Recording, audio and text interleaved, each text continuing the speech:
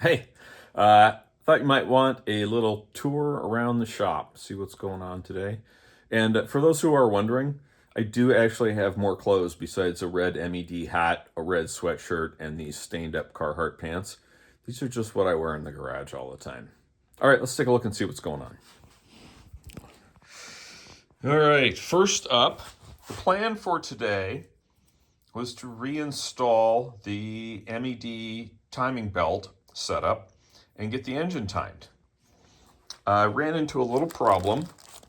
I got this set of crank seals from MED, who made an honest mistake and sent me standard timing cover seals. So those wouldn't work for this crank pulley.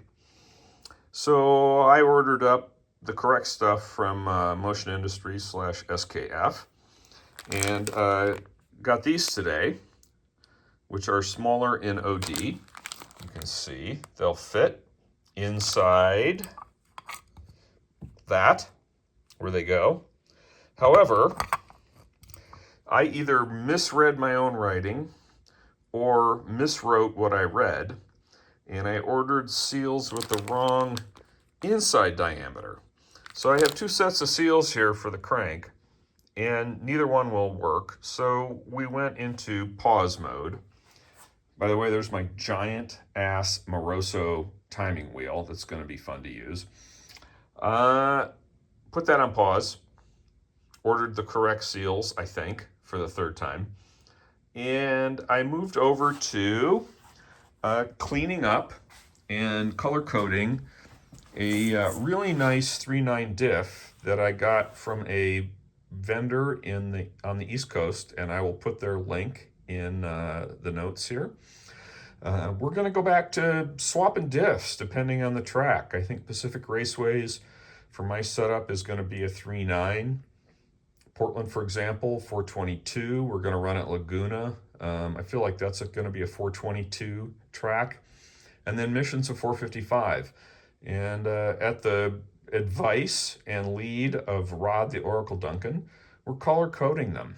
So there's no chance of getting them mixed up. Yellow is for the 3.9s.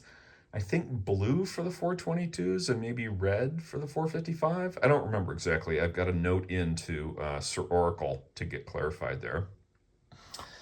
And then down here, what do we got going on? We'll come back to that.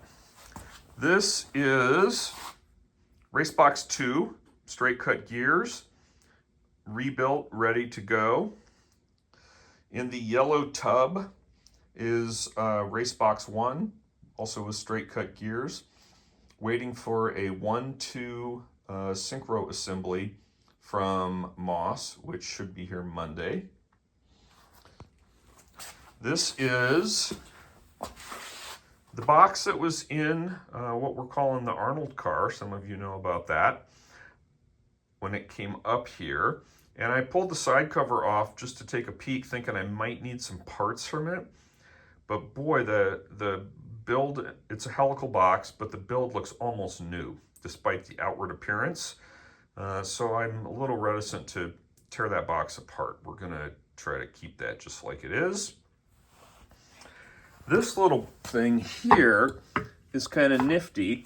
Some of you might know I had issues with the throwout bearing and the clutch combination last year by no fault of anyone other than me not doing math and measuring. And the vendor, Newbie Racing, for this really cool annular throwout setup, loaned me their mock-up box so that I could put it on the engine with the MED clutch, the Helix clutch assembly, and see what was going on. And sure enough, this bracket, for my configuration, these little legs in here that you can kind of barely see, they need to be shortened by about 1/8 of an inch. What was happening is, as the clutch disc wore down and the pressure plate fingers moved this way, the hydraulic cylinder was bottoming out and wouldn't go back any further. and it was holding the pressure plate springs in just a little bit, which allowed the clutch to slip a tiny bit, and then a tiny bit more, and then more and more and more, until at the autocross / Gymkhana at the Conclave last year, when my crew chief Sam was driving, it just all of a sudden wouldn't go at all. It was basically like the clutch was being held in the open position. So this was really helpful to be able to see what was going on in there and measure and make sure that just taking 1/8 of an inch off those little legs in there, the standoffs, will give me enough clearance from the pressure plate for the clutch to work right. I'm very excited about that. It turns out that the friggin' clutch was probably slipping most of last year, so maybe we even get a little bit of a performance boost. But this year is really about refining from last year. We did lots of big performance upgrades last year. Went from a 948 to a race-built 1275. And this year, we're just going to work on fixing up little problems. The pesky hot engine no start issue, the clutch slipping. I had 2 straight cut boxes, neither of which was working quite right. We're getting those rebuilt.